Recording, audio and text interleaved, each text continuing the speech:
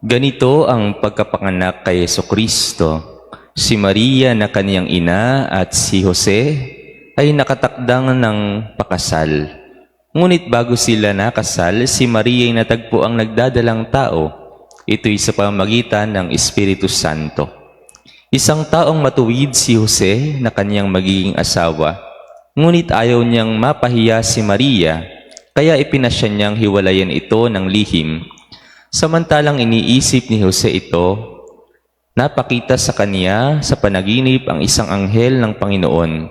Sabi nito sa kaniya, "Jose, anak ni David, huwag kang matakot na tuluyang pakasalan si Maria, sapagkat siya'y naglihi sa pamamagitan ng Espiritu Santo. Manganganak siya ng isang lalaki at ito'y pangangalanan mong Jesus, sapagkat siya ang magliligtas sa kanyang bayan sa kanilang mga kasalanan." Nangyari ang lahat ng ito upang matupad ang sinabi ng Panginoon sa pamamagitan ng propeta. Maglilihi ang isang dalaga at manganganak ng isang lalaki, at tatawagin itong Emmanuel. Ang kahulugay, kasama natin ang Diyos. Nang magising si Jose, sinunod niya ang utos ng anghel ng Panginoon. Pinakasalan niya si Maria, ngunit hindi ginalaw ni Jose si Maria hanggang maipanganak nito ang isang sanggol na lalaki na pinangalanan niyang Jesus. Mga kapatid, ang mabuting balita ng Panginoon. Pinupuri ka namin, Panginoong Hesukristo. Upo po ang lahat. Magandang umaga po sa ating lahat. Palakpakan po natin ang Panginoon. Ngayon po ay nasa ikalimang araw na tayo ng simbang gabi. Hindi, pangatlo pa lang po. Nitignan ko lang po kung nagbibilang kayo. Masaya po muling makasama kayo sa pagdiriwang ng banal na misa pagkatapos ng mga ilang buwan na nakararaan. At hayaan niyo pong ibahagi ko ang aking pagninilay patungkol sa ebanghelyo na aking binasa. May mga tao na tahimik lang kung gumawa ng kabutihan. Hindi nagpapapansin pero kapansin-pansin po sa paningin ng ibang tao. At kahanga-hanga po ang mga ganitong tao. Sapagkat hindi mo sila makikitaan ng yabang, hindi mo sila makikitaan ng eksena sa kanilang ginagawang kabutihan. Kadalasang halimbawa nito ay ang ating mga tatay. Madalang magsalita, pero matyagang gumagawa para sa kanyang pamilya. Matyagang nagtatrabaho, hindi para sa kanyang sarili, kundi para sa kapakanan ng kanyang mga anak at asawa, upang suportahan ang kanyang pamilya.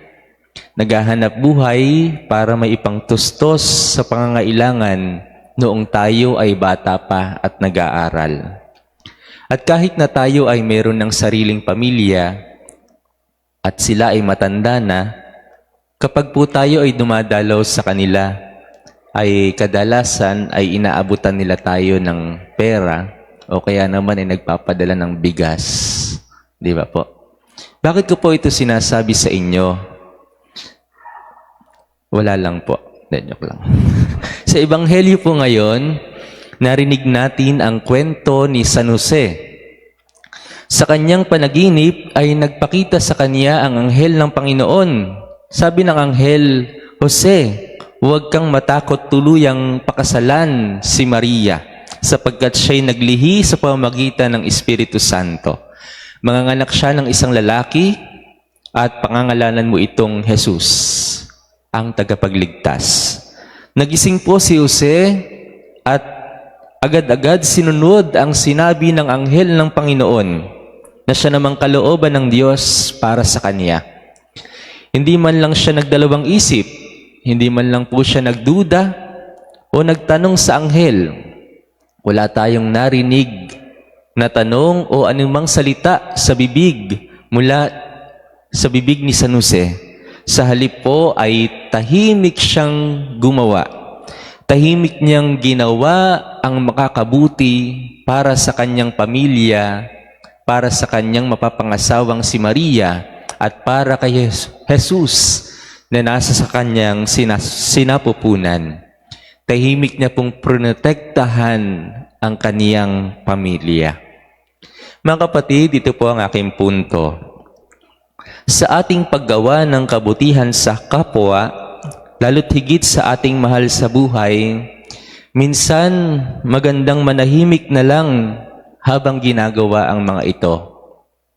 Hindi na natin kailangan ipagkalundakan na tumutulong tayo sa ibang tao. Bakit? Baka kasi kung ano pa ang masamang isipin ng iba dyan at maikwento nila ito sa iba. Maikwento nila sa iba ang iyong ginagawa sa paraang sila ang bida at ikaw na gumagawa ng mabuti ang kontrabida. Siyempre, kwento nila yon, sila ang bida, MMK.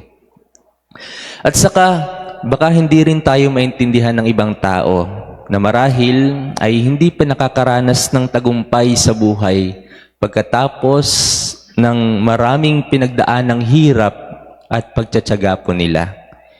Hindi ko po sinasabing itago ninyo ang inyong kabutihang ginagawa sa kapwa sapagkat ito po ay nakaka-inspire din naman sa iba. At baka nga mahikayat nyo pa po sila na gumawa at gayahin po ang inyong ginagawang kabutihan sa inyong kapwa.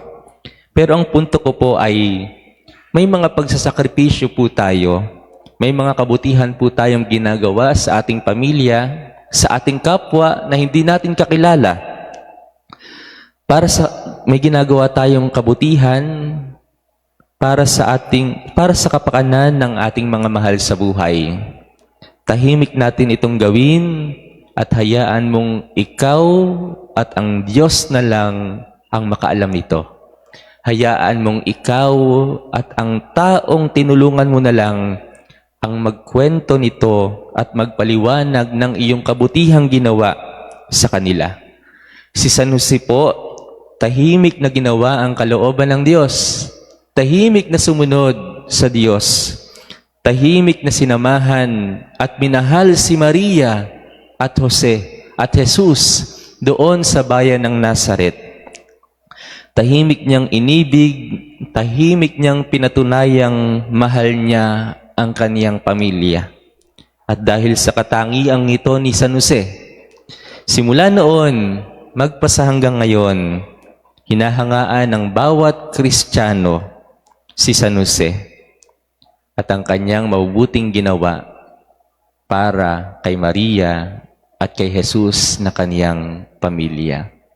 Mga kapatid, minsan ay magandang manahimik na lamang habang tayo ay gumagawa ng kabutihan. Ang sa ganon, hayaan mong Diyos ang magbigay ng gantimpala sa iyo at hindi ang ibang tao. Amen.